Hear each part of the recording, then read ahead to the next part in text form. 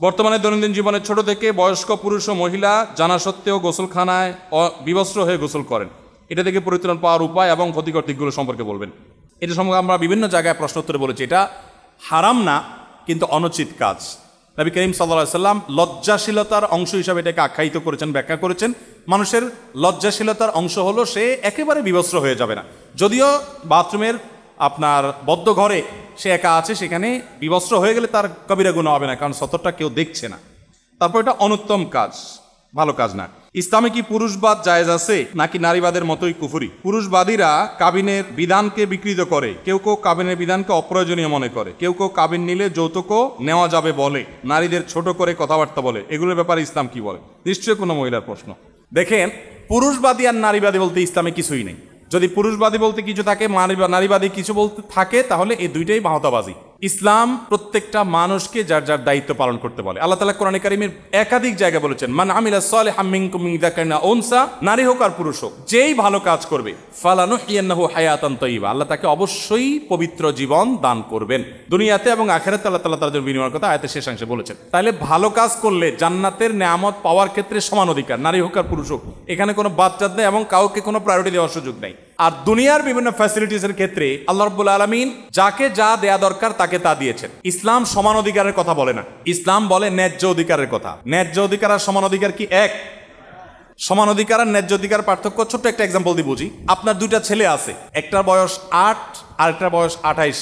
আপনি সমান অধিকারের দাবি হলো 28 বছরের ছেলের জন্য যেরকম জামা কিনবেন, একই ব্র্যান্ডের একই সাইজের একই দামের জামা কিনে আনবেন 8 বছরের বাচ্চার জন্য, সমান সমান। বুঝতে পেরেছেন? ন্যায্য অধিকার হলো 8 বছরের বাচ্চার জন্য যেই জামা অ্যাপ্রোপ্রিয়েট উপযুক্ত তার জন্য সেটা, 28টার জন্য যেটা অ্যাপ্রোপ্রিয়েট উপযুক্ত তার জন্য সেটা। এটা হলো ন্যায্য। তাহলে ইসলাম সমান অধিকারের কথা বলে না নারী পুরুষের, যে সব জায়গায় সমান সমান হইতে হবে না।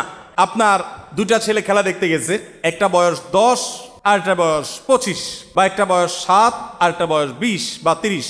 এখন যেখান থেকে খেলা দেখছে এখান থেকে বড় বড় অনেকে আছে, খেলা দেখা যায় না, একটু ইট টিট দিয়ে উঁচা করে দিতে হবে। সমান অধিকারের দাবি হলো যে ইট 10টা দিয়ে দুইটা আপনি মিম্বরের মতো উঁচা করে জায়গা রেডি করবেন, একটাতে 30 বছরেরটা উঠে দিবেন আর একটা 10 বছরের উঠে দিবেন। এটা সমান অধিকার, যে বাবা সবাই সমান সমান দিলাম। আর ন্যায্য অধিকার দাবি হলো যা 30 বছর বয়স তারা কিছুই দিবেন না, সে এমনি দেখে, আর যে ছোট তার জন্য 7-8টা ইট দিয়ে দিবে। এরকম শত শত এক্সাম্পল দেওয়া যাবে। ইসলাম সমান অধিকারের কথা বলে না, নারী পুরুষের কি অধিকারের কথা বলে?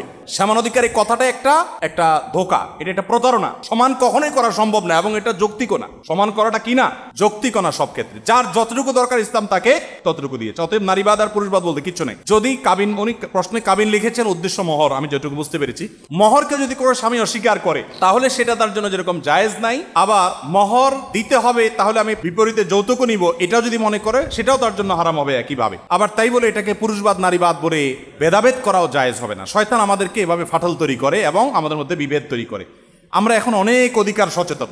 ওই যে বললাম, দাম্পত্য জীবনের সম্পর্কগুলোর অবস্থা ভয়াবহ।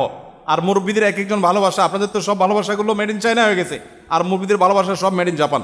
যা দেখেন বুড়া বুড়ি একজনের ছাড়া বাঁচে না। তো তাদের মধ্যে সম্পর্ক এত ভালো ছিল কেন, আর আমাদের মধ্যে নাই কেন?